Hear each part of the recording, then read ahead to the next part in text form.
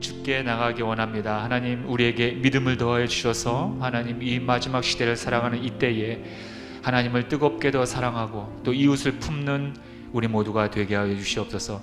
오늘도 이른 아침에 나온 우리 귀한 하나님의 백성들, 오늘도 우리의 심령이 변화받을 수 있도록 성령께서 우리의 마음을 붙잡아 주시고 사랑하는 우리의 가정과 아내와 남편 또 자녀들을 위해서 오늘도 기도하겠습니다. 하나님, 우리의 가정을 붙잡아 주시고 흔들리지 않도록 우리의 믿음을 지켜 주시옵소서. 예수님의 이름으로 기도하옵나이다. 아멘. 자, 오늘 함께 은혜 받으실 말씀을 보도록 하겠습니다. 신약성경 마태복음 23장 9절 말씀입니다. 마태복음 23장 9절 말씀을 함께 보도록 하겠습니다. 땅에 있는 자를 아버지라 하지 말라. 너희의 아버지는 한 분이시니 곧 하늘에 계신 이시니라. 아멘. 저는 오늘 본문을 통해서 우리 집의 진짜 아버지라는 제목으로 함께 말씀을 나누도록 하겠습니다. 사람이 태어나서 죽을 때까지 한평생 내 자신과 함께하는 그러한 사람들이 있습니다. 그 사람들이 누굽니까? 바로 가족입니다. 가족은 하나님께서 우리에게 주신 평생의 동반자입니다. 그리고 친구입니다.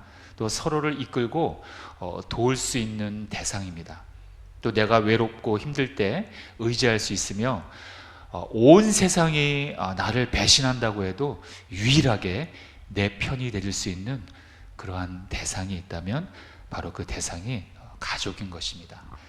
또 내가 마음껏 사랑하고 또 내가 마음껏 사랑받을 수 있는 그 유일한 대상이 바로 이 가족인 것입니다. 조건이 없습니다. 그래서 하나님의 조건 없는 사랑을 실제로 경험할 수 있는 유일한 공동체가 바로 가족이라는 것입니다. 그런데 그 가족의 중심에 서 있는 분이 계십니다. 바로 그 가족의 중심 가운데는 바로 아버지라는 존재가 있습니다. 여러분들은 그 아버지라고 하는 그 존재를 생각할 때 가장 먼저 무엇부터 생각나십니까? 물론 사람마다 많이 차이가 있을 것입니다. 어떤 사람은 사랑이 많으신 아버지, 하지만 또 어떤 사람은 엄격한 아버지, 또는 무정한 아버지, 또는 자상한 아버지, 이렇게 여러 가지의 모습으로 아버지를 생각하실 것입니다. 그런데 우리가 여기서 생각해야 할 것은 아무리 훌륭하고 좋은 아버지였을지라도 우리는 한편으로는 그 아쉬운 부분도 함께 기억하고 있다는 것입니다. 아버지에 대한 좋은 추억도 있지만 때로는 그와 함께 불편한 기억도 갖고 있다는 거예요. 그래서 이 세상에는 완벽한, 완전한 아버지는 존재하지 않는다는 것입니다.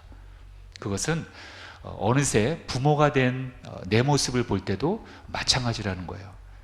아무리 자녀들에게 완벽한 사랑으로 보살핀다고 해도 여전히 부족한 것이 우리 부모의 모습입니다.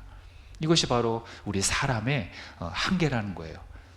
그러나 저와 여러분들에게는 이러한 우리의 미성숙함을 뛰어넘는 완전한 아버지가 계십니다. 끝까지 우리를 책임지시고 또 한눈 팔지 않으시는 분입니다. 그리고 그분의 사랑은 완벽해서 우리를 선한 곳으로만 인도하십니다. 그리고 우리처럼 사랑한다고는 하지만 우리는 때로는 실수를 합니다. 그러나 그분은 전혀 실수가 없으신 분입니다. 가장 완벽한 우리의 진정한 아버지이십니다. 그분이 누구입니까? 바로 하나님이십니다.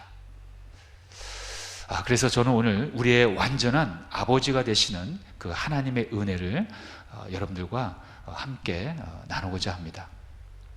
우리의 아버지 되시는 하나님, 그분은 과연 어떤 분이십니까? 첫 번째로 하나님은 우리를 자녀로 삼아 주셨습니다. 어느 한 청년이 있었습니다. 그런데 아쉽게도 그 청년은 어릴 적부터 아버지로부터 심한 학대를 받으며 살아왔습니다. 그 어릴 적부터 학대를 받으면서 살아왔는데 그 어린 소년부터 학대를 받았던 그 소년이 어느덧 청년이 됐습니다. 그런데 청년이 됐음에도 불구하고 그 청년은 어릴 적부터 받았던 그 아버지로부터 받았던 상처를 껴안고 살아가고 있었습니다. 그러던 어느 날 그 청년이 친구로부터 전도를 받아서 예수님을 영접하게 되었습니다.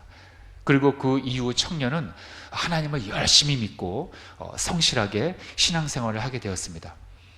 그러던 어느 주일날 아침 예배를 드리는데 그날 목사님의 설교의 제목은 아버지가 되시는 하나님이라는 제목이었다고 합니다.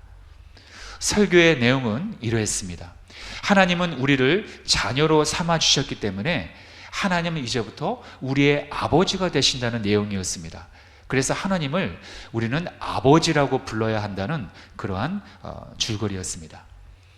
이 설교를 들은 청년은 순간 아버지라는 말에 어릴 적부터 아버지로부터 받아왔던 그 학대의 아픔들이 떠올랐습니다. 이 청년에게 아버지란 고통을 주는 그런 악마와도 같은 존재였기 때문입니다. 그래서 하나님을 아버지라 여기라고 하는 설교에 이 청년은 거부 반응을 일으켰습니다. 이 청년에겐 아버지라는 것은 생각하기도 조차 힘든 그런 상대였기 때문입니다. 그래서 이 청년은 하나님을 아버지로 부르는 것에 대해서 마음을 열지 못했습니다. 이 청년의 아버지상은 고통의 대상이었습니다. 여러분, 과연 이 청년은 하나님을 아버지로 받아들일 수 있을까요? 어떤 타인의 설득과 개인의 노력, 어떤 다짐, 결심으로는 절대로 안 됩니다. 우리가 하나님을 아버지로 여기는 그 믿음도, 그 마음 자체도 어떤 우리의 노력과 의지에 의해서 되는 것이 아니라 그 마음조차도 하나님이 주셔야 그 마음이 가능하다는 거예요. 그것을 성경은 이렇게 말하고 있습니다. 사도 바울은 바로 이러한 상황을 갈라디아서에서 이렇게 말하고 있습니다. 자, 함께 읽겠습니다. 시작. 너희가 아들임으로 하나님이 그 아들의 영을 우리 마음 가운데 보내사 아빠 아버지라 부르게 하셨느니라. 이렇게 아들의 영은 예수님의 영을 말하는 것이고 성령님을 뜻하는 겁니다. 이 성령님께서 우리의 마음 가운데 찾아와 주셔서 하나님을 아빠 아버지라고 여기는 그 믿음을 주셔야지만 우리가 하나님을 아빠 아버지라고 부를 수 있다는 바로 그 말씀을 하는 거예요. 쉽게 얘기하면 성령님께서 내 마음을 감동시켜야 하나님을 아버지로 여기는 그 믿음이 생긴다는 것입니다. 우리의 마음이 원수마귀에 사로잡혀서 올바른 그런 아버지상을 보지 못할 때 오직 성령님만이 우리의 그 마음을 바꿀 수 있다는 것입니다. 죄인이었던 우리는 하나님과의 관계가 깨어짐으로 인해서 아버지 되시는 하나님을 알아보지 못하게 되어 있습니다. 그래서 우리는 진정한 아버지의 사랑을 보지 못한 채 그저 미완성된 그 육신의 아버지를 진정한 아버지 상으로만 여기며 살아가는 것입니다. 인간의 사랑은 한계가 있습니다. 그렇기 때문에 사랑한다고 해도 충돌을 일으키고 갈등을 일으키는 거예요. 더군다나 지금 시대가 더 악해져 가고 있습니다.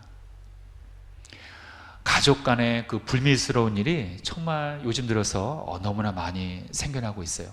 이 친가족 간에 벌어지는 이 살인을 갖다가 우리는 존속 살인이라고 합니다.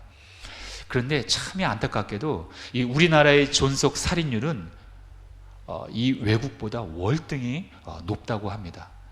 여러분, 우리나라가 옛날부터 그 동방예의지국이라고 하지 않았습니까? 그런데 어느 순간부터 우리나라가 오히려 외국보다도 이 개인주의가 팽배한 외국보다도 더 이 존속 살인율이 엄청나게 지금 높아지고 있다는 거예요.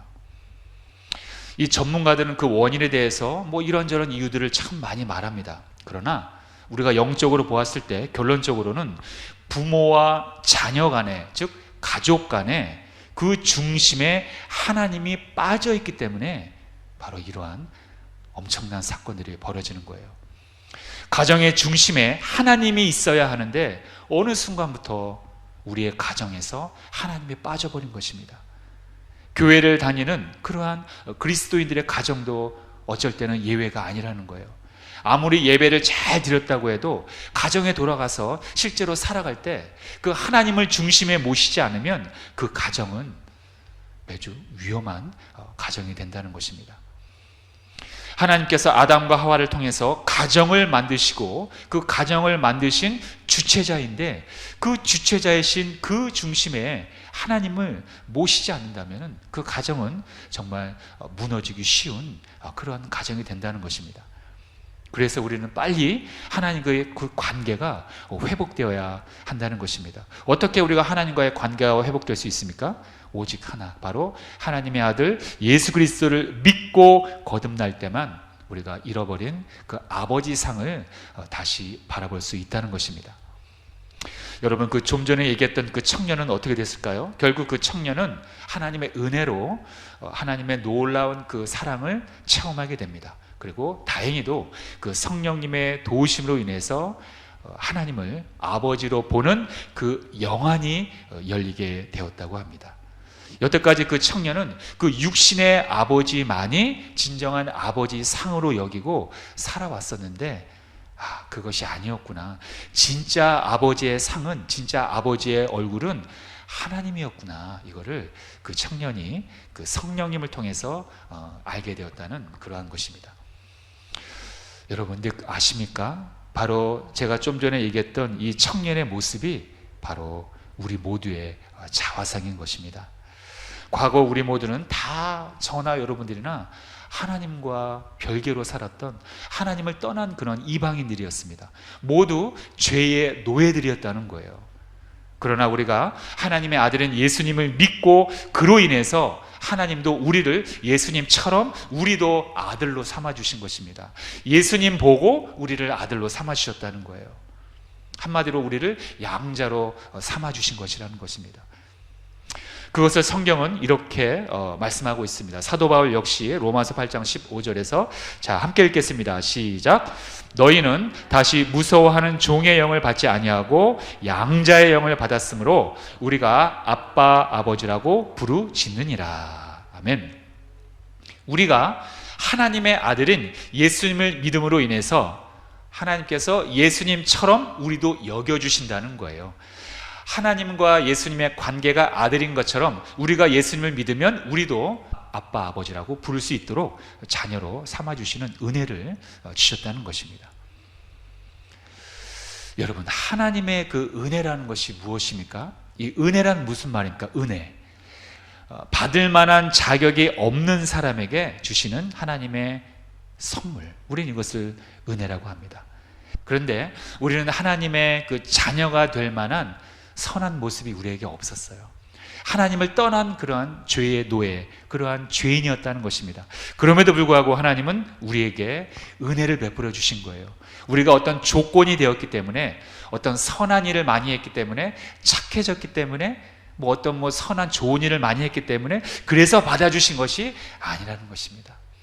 그저 우리를 불쌍히 여겨주시고 지옥에 갈 수밖에 없는 우리를 하나님께서 불쌍히 여겨주셨기 때문에 우리에게 그 은혜를 베풀어 주신 거라는 거예요. 이 땅에 예수님을 보내주시고 예수님을 믿음으로 말미암아 우리를 자녀의 관계로 회복시켜 주신다는 것입니다. 세상은 이렇게 이야기합니다. 사람은 나이 들면 다 고아가 됩니다. 이렇게 얘기합니다. 그래서 인간은 누구나 외로운 고아라는 것입니다. 물론 틀린 말은 아닙니다. 우리가 나이 들면 다 부모님이 연세가 드시면 돌아가시는 거 아닙니까? 누구나 다 고아가 되는 거 아닙니까? 그렇기 때문에 인간은 누구나 다 예외 없이 다 고아가 되는 것입니다. 또 아직까지 부모가 살아계신 분들이 있다 할지라도 언젠가는 우리 부모님들은 우리의 곁을 떠난다는 거예요. 우리 모두는 언젠가 고아가 되고 모두가 다 홀로 서기를 해야 된다는 것입니다. 그러나 그것은 세상이 보는 어떤 생물학적인 육신적인 눈이고 우리는 진정한 고아가 될래야 될 수가 없다는 것입니다. 왜냐하면 영원하신 하나님께서 우리의 아버지가 되어주셨기 때문입니다. 우리를 자녀로 삼아주셨기 때문입니다. 그렇기 때문에 우리는 고아가 될래야 될 수가 없다는 것입니다. 하나님께서는 우리를 고아처럼 내버려 두지 않겠다고 말씀하셨습니다. 그렇기 때문에 여러분들 모두가 우리를 자녀로 삼아주신 그 하나님을 가정의 중심으로 모셔서 살아가시는 여러분들 되기를 주님의 이름으로 축원드립니다. 자, 두 번째로 아버지 되시는 하나님은 어떤 분입니까? 아버지의 사랑을 육신의 부모님을 통해 보여주십니다.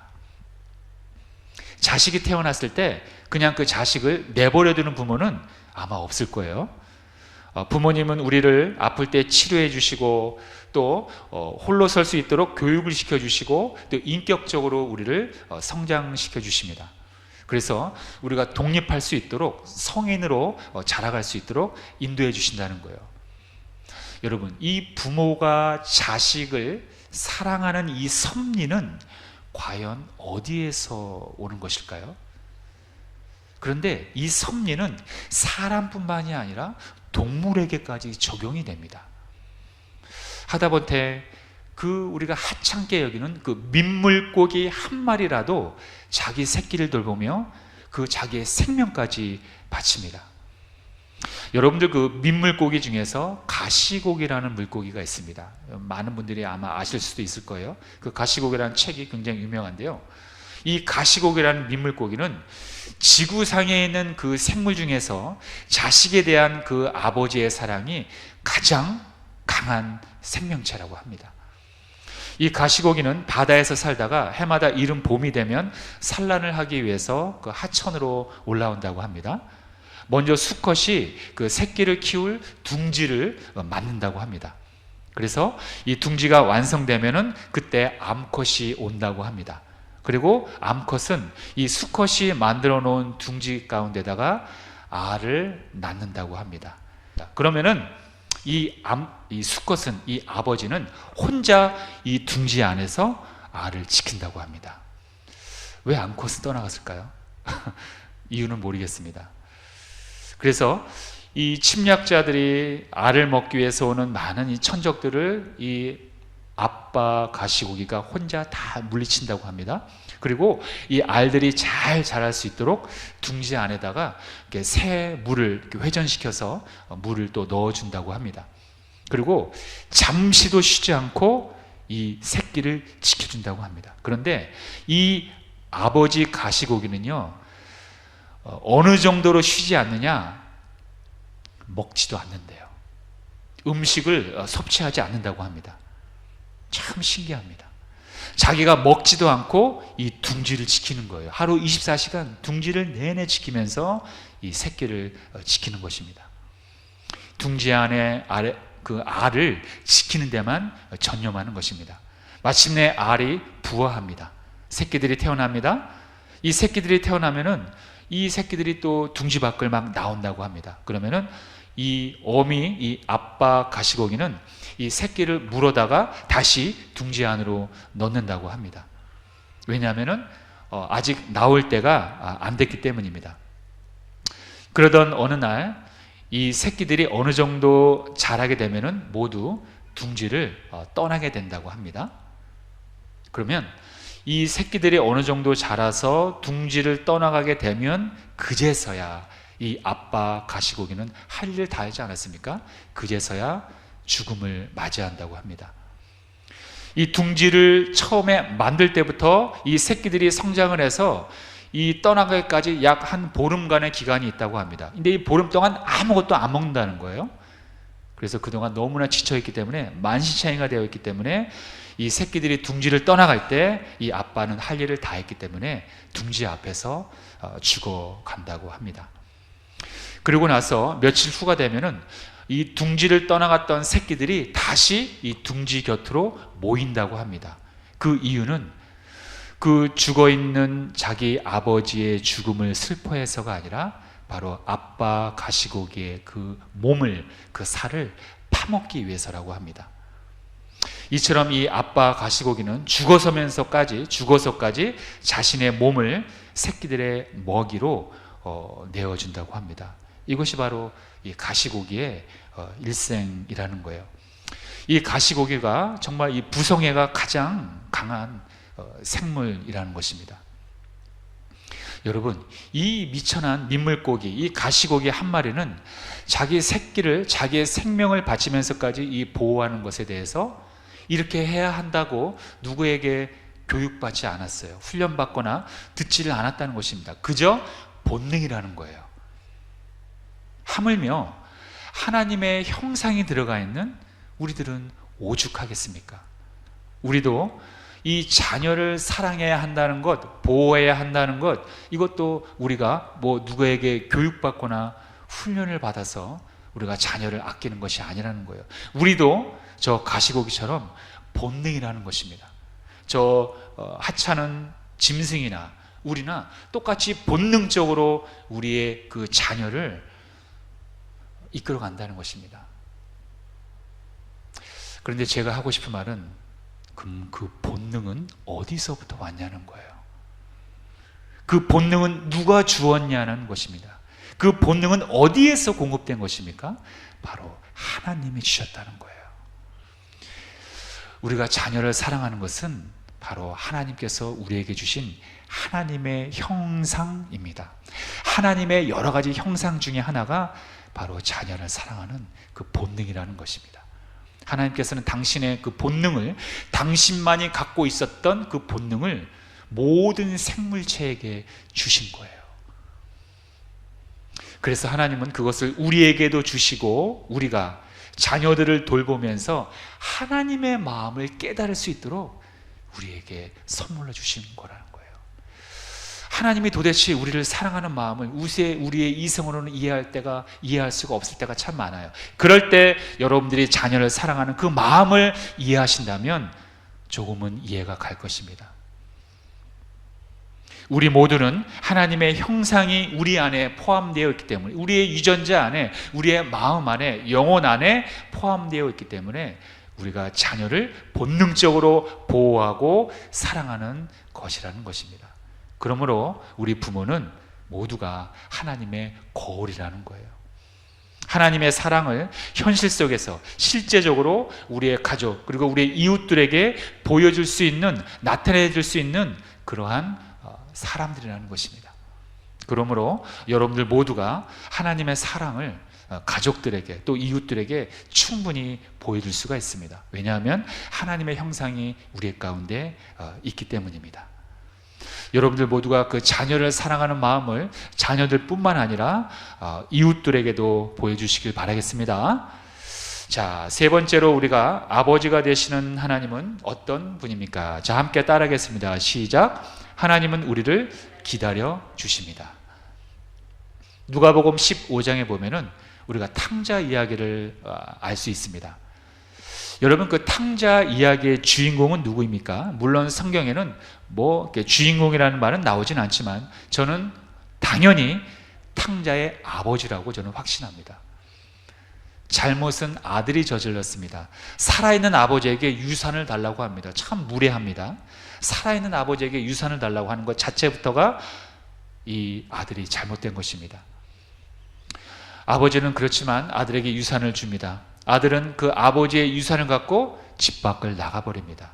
왜 나갔을까요? 그 돈을 쓰기 위해서 나간 것입니다. 그 돈을 선한 데 썼습니까? 아닙니다. 허랑방탕하게 살아갑니다. 그 돈을 유흥을 얻는데 자신이 그 탐욕을 위해서 살아갔다는 거예요. 그러나 물질은 끝이 있는 법, 돈은 곧 다 떨어지고 마침내 이 아들은 거지가 되고 맙니다. 그리고 그제서야 회개를 하게 됩니다. 그리고 그제서야 자신의 처지를 슬퍼하게 됩니다. 그리고 용기를 내서 다시 아버지의 집으로 가기로 결심을 합니다. 염치는 없지만 그래도 다시 회개를 하고 아버지의 가기로 결단을 한 것입니다. 그리고 그 둘째 아들은 아버지의 집으로 뚜벅뚜벅 향해 가며 걸어갑니다. 내가 가면 아버지가 얼마나 나를 야단을 치실까. 이때 아버지는 무엇을 하고 있었습니까? 그동안 이 둘째 아들이 돌아오기를 애타게 기다리고 있었다는 것입니다. 그리고 마침내 아들이 돌아왔을 때 어떻게 했습니까? 야단치지 않았습니다. 혼내지 않았습니다. 혼내기는커녕 죄를 묻지도 않았습니다. 언급하지도 않았습니다. 너 왜 그렇게 나쁜 짓 하고 나갔었니? 그것 봐, 그렇게 나쁜 짓을 하니까, 그런 짓을 하니까 지금 이렇게 된 거 아니겠니? 이렇게 추궁하지도 않았다는 것입니다. 과거의 죄를 묻지도 언급하지도 않았다는 것입니다. 용서하시고 오히려 잔치를 베풀었다는 것입니다. 여러분, 우리 사람은요, 용서를 하더라도 꼭 죄를 추궁하고 그 다음에 용서하는 그러한 성향이 있습니다. 그러나 이 탕자의 아버지는 죄를 기억하지도 아니하시고 죄를 추궁하지도 아니하시고 언급도 하지 않으시고 무조건 이 아들을 기뻐하고 이 아들을 위해서 오히려 축제를 벌였다는 것입니다. 여기서 이 탕자의 아버지는 바로 하나님을 대변하고 있는 것입니다. 여러분 꼭 기억하시기 바랍니다. 하나님은 우리의 죄를 기억도 아니하십니다. 그런데 우리는 어떻게 생각하십니까? 하나님은 내가 과거에 지은 죄를 꼭 기억해서 벌 주실 거야. 우리는 늘 두려움 가운데 떨고 있다는 거예요. 늘 두려움이 잠재되어 있다는 것입니다. 하나님은 이렇게 하실 거야. 이렇게 하실 거야. 내가 만든 하나님을 안에서 내가 갇혀버린다는 거예요. 여러분, 그런 말은 성경에 없습니다. 내가 만든 하나님으로 인해서 여러분들 괴로워하지 마세요. 히브리서 8장 12절, 자 함께 봉독합니다. 시작. 내가 그들의 불의를 긍휼히 여기고 그들의 죄를 다시 기억하지 아니하리라. 우리가 회개하고 돌아오기만 한다면 하나님께서는 우리의 죄를 기억하지도 아니하신다는 거예요. 얼마나 우리에게 위로가 되는 말씀입니까? 오히려 하나님은 우리가 돌아오기를 아주 애타게 기다리고 계시다는 거예요. 왜? 혼내기 위해서? 심판하시기 위해서? 아니라는 거예요.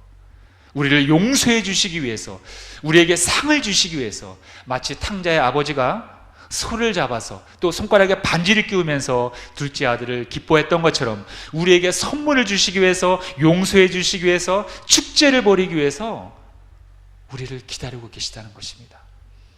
이 사실을, 이러한 진정한 아버지상을 여러분들이 꼭 기억하시길 바라겠습니다. 우리의 미완성의 육신의 아버지로만 하나님을 생각하면 절대로 안 된다는 거예요.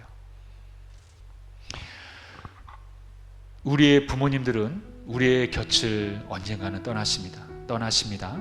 그리고 어느새 부모가 된 우리들도 우리의 자녀들을 사랑으로 지켜주지만은 언젠가는 우리도 또 떠나야 한다는 거예요. 때가 되면 더 이상 우리의 자녀들을 지켜주지 못한다는 거예요. 그러나 영원토록 우리의 곁을 떠나지 않고 끝까지 우리를 돌보아 주시는 그 유일한 한 분, 바로 아버지 되시는 우리의 하나님, 그분만을 우리의 가정의 진정한 진짜 아버지로 여겨야 할 줄로 믿습니다. 하나님은 일시적이지 않습니다. 우리처럼 한계가 있지도 않습니다. 우리처럼 실수하지도 않습니다. 우리처럼 어떤 한 일생 동안, 우리가 100년 삽니까? 우리가 한 1세기 동안만 지켜주는 그러한 분이 아니라는 거예요. 우리를 고아처럼 내버려 두지 않습니다. 끝까지 책임지시고 우리를 돌보아 주신다는 거예요. 그러한 진정한 아버지가 우리의 아버지가 되어야 한다는 것입니다. 우리의 자녀들의 아버지가, 진정한 아버지는 내가 아니라 바로 하나님이 되어야 한다는 것입니다. 그것을 우린 자녀들에게 가르쳐야 한다는 것입니다. 그러므로 우리의 가정의 진정한 아버지는 내가 아닌 우리의 진짜 아버지, 오직 하나님 한 분만을 섬기며 살아가는 것이 바로 우리의 일생이 되어야 한다는 것입니다. 그러한 하나님과, 그러한 아버지 되신 하나님과 여러분들 영원토록 동행하시길 주님의 이름으로 축원드립니다. 그래서 이번 한 주간도 여러분들 추석 명절을 맞이해서 만나시는 모든 그러한 가족분들과 이웃들 앞에서 우리의 진정한 아버지 되시는 그런 하나님의 은혜와 사랑을 전하시는 그러한 여러분들 되시길 주님의 이름으로 축원드립니다. 네, 기도하겠습니다. 우리의 진정한 아버지가 되신 하나님을 섬기길 원합니다. 우리의 가정 가운데 하나님이 중심이 되어서 하나님의 말씀에 순종하고 따라가는 우리의 가정들이 되게 하여 주시옵소서. 우리의 인생은 짧습니다. 그러나 하나님은 영원합니다. 그런데 하나님은 그 영원 가운데 우리를 초대했습니다. 하나님의 영원성 속에 우리를 초대하셨습니다. 그러므로 우리 모두의 아버지가 되시는 분은 바로 하나님이십니다. 그 가운데서 우리는 육신의 부모님을 사랑할 수가 있고, 그 가운데서 우리의 자녀들을 사랑할 수가 있는 것입니다. 우리는 하나님의 거울입니다. 우리의 자녀들을 하나님의 사랑으로 돌보는 우리가 되게 하여 주시옵소서. 우리의 가정을 하나님을 사랑하는 믿음으로 붙잡아 주시고, 하나님 특별히 이번 추석 명절을 통해서 우리의 만나는 모든 우리의 형제자매들과 자녀들 가운데 하나님의 놀라운 사랑, 십자가의 은혜와 사랑을 전하고, 그 십자가의 사랑을 통해서 우리의 가정이 하나가 되는 그러한 하나님의 역사가 일어나게 하여 주시옵소서. 감사드리며 예수님의 이름으로 기도하옵나이다. 아멘. 다시 한번 찬송하고 또 우리의 가정을 위해서 우리 기도하는 시간 갖도록 하겠습니다.